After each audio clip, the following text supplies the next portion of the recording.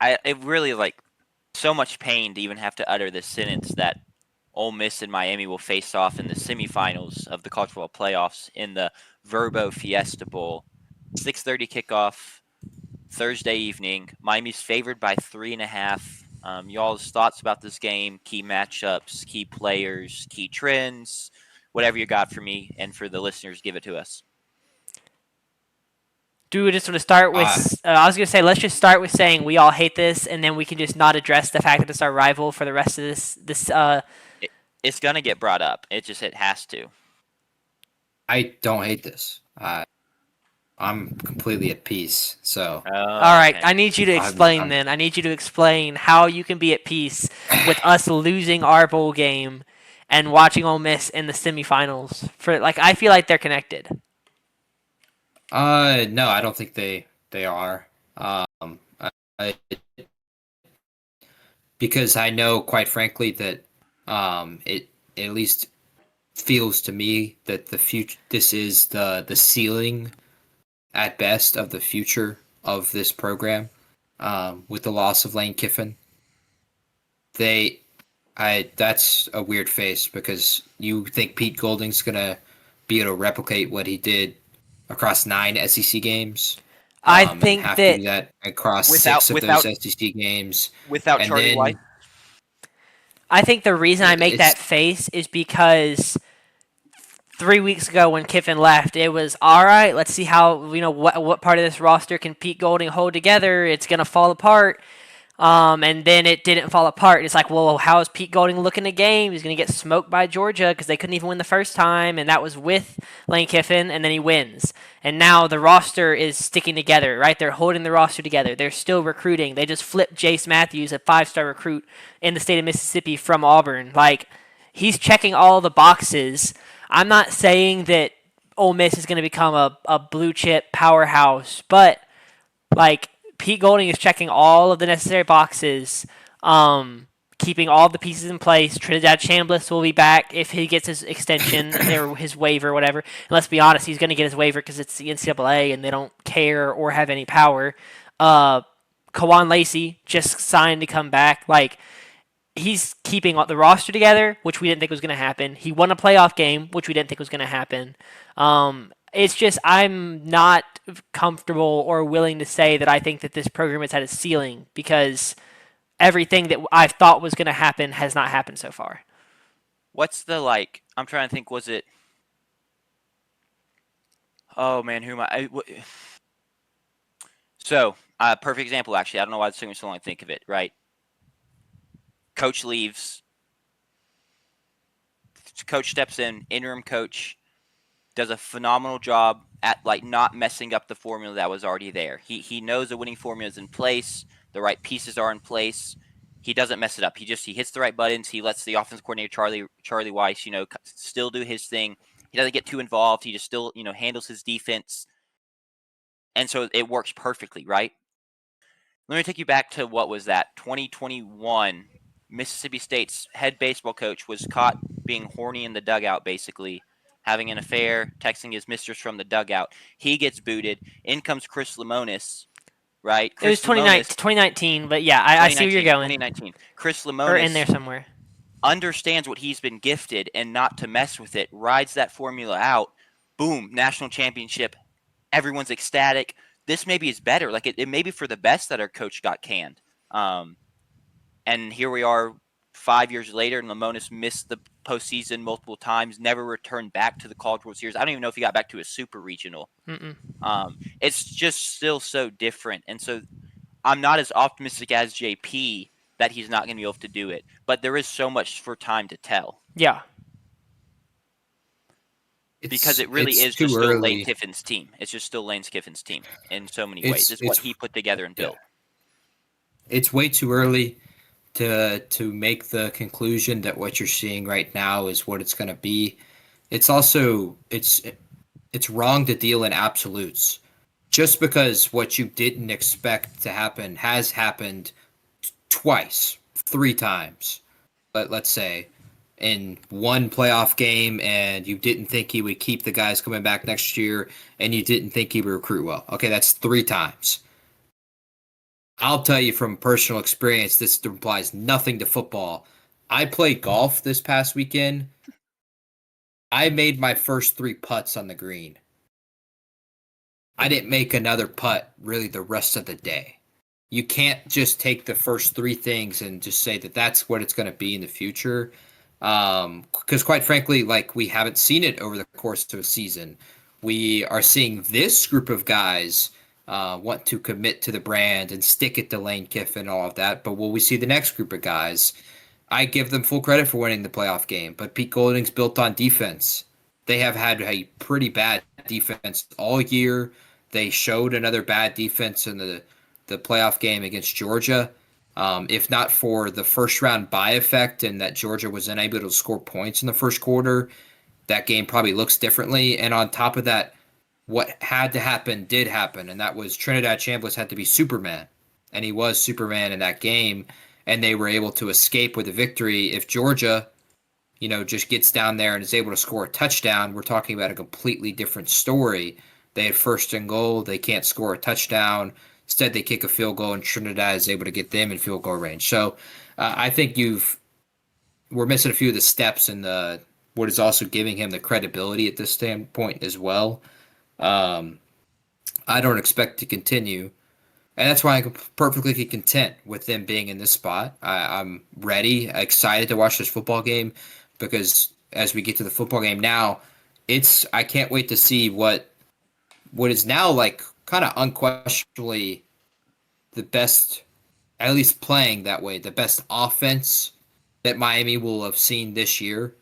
Yeah. I still think A&M has a better offense than Ole Miss, but they had not been playing that way for the final 3 weeks of the season, and of course didn't play that way in the playoff game. Yeah. Ohio State, it felt like maybe they were pulling punches. We kind of fizzled out that theory after the Miami game. Um, I can't wait to see that kind of test against that Miami front and Federico, or not Federico, Akeem Mesidor, sorry. Federico's the corner, and Ruben Bain, and see how they, handle the run game. It's also like maybe you could argue it's the best running game Miami has faced really all year with Kawan Lacey and Trinidad Chambliss as a combo. That maybe Isaac Brown, really gave them a ton of trouble in the Louisville game earlier this year at Miami. He ran all over Miami, and they were also able to hit some passes in that game with Miller Moss. That seems like the formula that, Ole Miss would like to recreate, and that they're able to run the football effectively with Kawhi and Lacey. Trinidad's able to do his Superman stuff, and then Pete Golding is able to force turnovers, force Carson Beck to beat you. And I think that's going to be a huge key to this game for the Rebels. I think they've got to punch first again, and take the early lead because we haven't seen it yet with Miami in the playoff, and we haven't seen it for a while now. We haven't seen them go, have to come from behind. They had to do that against SMU. They kind of had to do that against Louisville, more so Louisville than SMU. And Carson Beck was forced to throw the football, and he turned it over multiple times, 4 times against Louisville, twice against SMU. That Ole Miss defense can be opportunistic. A lot of defenses that have the talent can be opportunistic, and at the same time, Carson Beck can just throw you a mallard and it lands right in your lap, and you take it. I want to see Ole Miss see if they can punch first. Really nobody has moved the ball in Miami except for A&M at the end of their game where they drove right down the field with ease, and then Ohio State to start the second half. But from there, it fizzled out. Can Ole Miss, find extended drives against Miami? And that defense is a huge question in this game because I also think there's a very easy scenario where they can't move the ball. And, Mark Fletcher, because the Ole Miss rush defense is, they're outside the top 50 in terms of yards per game. Mark Fletcher is able to run the football really well from Miami. They take the early lead. Trinidad's put into obvious passing situations. And if you don't know football, obvious passing situations against an elite front, a recipe for disaster for the offense. I think there's 2 ways that this can go. and that Ole Miss punches first, and we see another Superman effect from Trinidad, and Carson Beck is forced to beat Ole Miss, Yep. or Miami is able to slow down Trinidad to start that first quarter, and then they're able to run the football and take a lead, and it's kind of a boring game for 4 quarters. Those are the two scenarios I see. Those are the two likely scenarios for both of those teams to win for me. Yeah. The interesting battle here for me, and you've touched on it a lot already, but this Ole Miss defensive line and offensive line, especially their defensive line, but they don't exactly. They've there's been talent mismatches in their, definitely against Georgia on that front, and they've had them earlier in the season too. But they're just really good about scheming around those talent disadvantages, quick throws, Chambliss's legs. They're really good running game, kind of like you talked about. You got to stay on script. You can't get in long passing downs. So it's like, are you going to be able to do that again against Miami, a team that definitely has a good talent advantage on the line of scrimmage against you, because they basically do against almost everyone.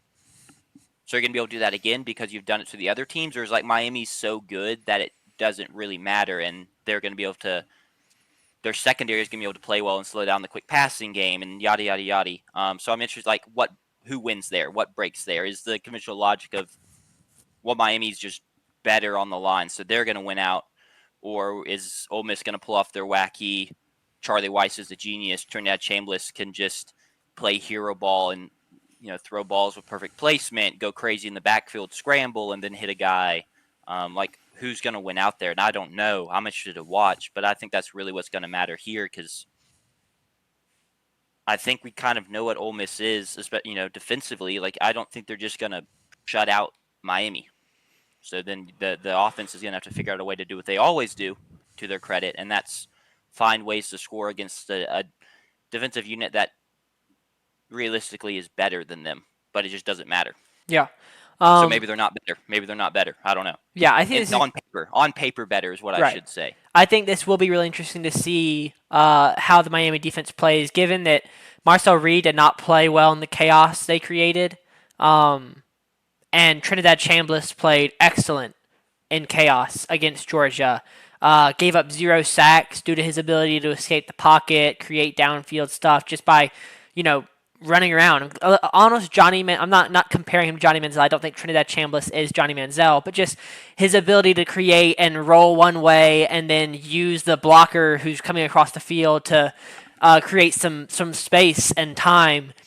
I think it'll be interesting to see how does this Miami defense play. How does this secondary play when you've got to cover guys for 4-5 seconds, getting up there into the sixes if he's really running from sideline to sideline, which we saw him do once or twice against Georgia in big moments. I think that's what I'll be watching. Is this Miami secondary? Because I know this Miami defensive line is good. It's great. It's fantastic. Ruben Bain and the other Mesidor are fantastic.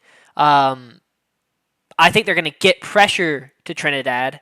I think they're going to make things chaotic, but that's kind of where he thrived in their last match, in their last game against Georgia. So, how does the secondary hold up? Can they keep guys blanketed so that the third defensive lineman who gets to Trinidad can get him down? Our linebackers going to be able to spy him and keep him from turning it, what should have been sacks into, 8, 10, 15-yard runs, stuff like that. That's what I'll be watching for as far as the offense versus the defense goes. For Ole Miss's defense, can you make Carson Beck have that bad game we talked about before the A&M game? He did not have it against A&M. He had a really good game. But we've talked about, we talked about it before the A&M game, saying that Carson Beck always has the potential for an atrocious game. After the game, we said he also had the potential for a great game, which we didn't discuss as a possibility, but it's there. And he had it against A&M. He had the game that he needed to. I don't know if I'd call it great. He did what he needed to do. Yeah, he did what he needed to do. Against a really good A&M defense, which I think is doing what you need to do against an elite defense, is approaching greatness, or at least, in a one-off game can be approaching greatness. So he did exactly what he needed to do. It was a good performance. Can Ole Miss force the turnovers that we've come to think of and associate with Beck in big games? That's what I'll be watching for. I think that's fair. Shall we pick this game? Or do you have one more thing you want to add, JP?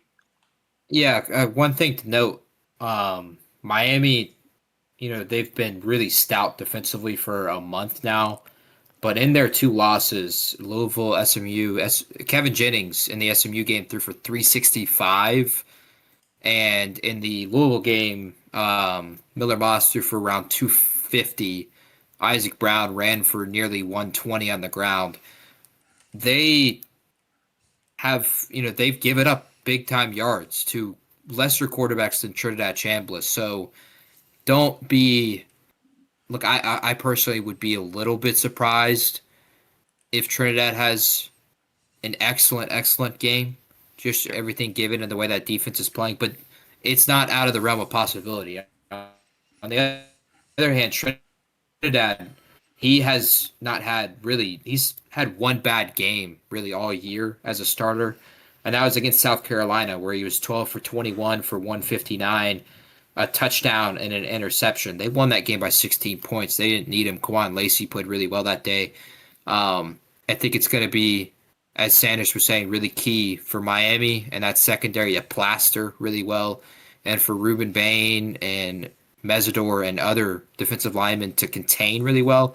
Because Trinidad, while he's had great carries in games, he's had great rushing days. In the Georgia game, 4 carries for 14 yards, a long of 5 yards. That was the longest carry of the day. He is right now Which Georgia game? looking downfield, looking this Georgia Okay. game that was just The played. playoff one. Yeah. And the other Georgia game, he had 16-yard run, which was a touchdown down in the red zone. He's looking down the field. He's looking to hit deep shots down the field, and he's not afraid to let it loose. You got to plaster well. You got to contain well. I think it may be a little bit of a because of the two games that we've seen with Miami, and because they were such high profile. That Miami Texas A&M game was the best game on paper. It felt like for the opening round, and that Ohio State game was two big brands.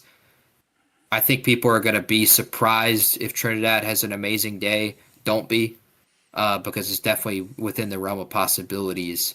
That's how good he's playing, and that Miami defense isn't, everything. They've been playing really well, but in their two losses, they got cooked. Sure. Well, let's get into picking it. Then we've already mentioned Miami is a 3.5-point favorite. I don't know I'm in the lead. who you're in the lead. Okay. Yep, I got back to 500 with a 3-2 yeah. week. You had a much better week than me and JP. Tough so week from give your JP and pick. you. Y'all both went 1-4. I went 3-2. I'll be going Miami. I can't pick Ole Miss, but I also do believe in this Miami team after watching them play Ohio State. An Ohio State team, I'm not going to say they're overrated, but they underwhelmed. Is that fair? An Ohio State team, I think, underwhelmed given the expectations coming into the season, the expectations going into the Big Ten championship. I still think that was a great game from Miami and a great win. So I'll be going Miami. JP, you're next. Yeah, you speak to it. Miami was a 9.5-point dog against Ohio State. Like that was 10 versus number 2. That's a big time upset for them, and they really put a lot of shock to the college football world in that. They've been playing exceptional throughout the playoffs, especially defensively. When I look at picking this game, I think of two things. I think of one, the environment out there in the Fiesta Bowl. I think both crowds are going to really travel really well, and I don't know what color Ole Miss is wearing, but I hope they wear maybe the powder versus the orange would look pretty cool. Although they don't like the powder, the Ole Miss fans, it looked cool during the Sugar Bowl. It looked really cool, and they out traveled Georgia in that game. So I'm curious to see what that'll be. But I think of the environment, and I think of Mario Cristobal and Pete Golding, and it's just who do I trust more in this game? And as shocking as it may seem, I'm gonna take Mario Cristobal as the guy I trust more in a football game. It seems like he's got his Hurricanes rolling and playing with a lot of fire, a lot of competitiveness, and I think this will be the end of the line for the Rebels. Give me Miami and the Hurricanes to win the Fiesta Bowl, which is presented by Verbo. Yeah, sounds That's Verbo just an Fiesta important Bowl note. is very important to note that. You mentioned Miami's rolling, very true. But Ole Miss is kind of rolling too. Like this at this point, these teams have they simply are. They're all kind of rolling. They've all found their groove at the right But time. say to I'm make gonna the take. semifinals, you have to be rolling. That's kind of how it is. I mean, technically, you could like Miami could have eked one out against Alabama, or not Miami. Indiana could have eked one out against Alabama. They've played one game, and it's kind of like, That's fair. okay, are they really rolling? But that's me more playing devil's advocate than anything. I'm gonna take Ole Miss to cover, but I think Miami's gonna win by 3. I think it's gonna be a really close game. I don't really think Miami's just gonna like pull away from teams, and I think Ole Miss is gonna score enough to keep it close. But Miami will get that last final drive they've done in this playoff, where they have a lead, or maybe it's a tie game, and they just drive down. They've worn down the other team's defensive front. Mark Fletcher gets going, and they either drive to get a field goal to win it, or maybe they drive to make it a 10-point game, and Ole Miss marches back down and scores a touchdown, but it doesn't really matter because there's no time left. Something like that. But give me Ole Miss to cover.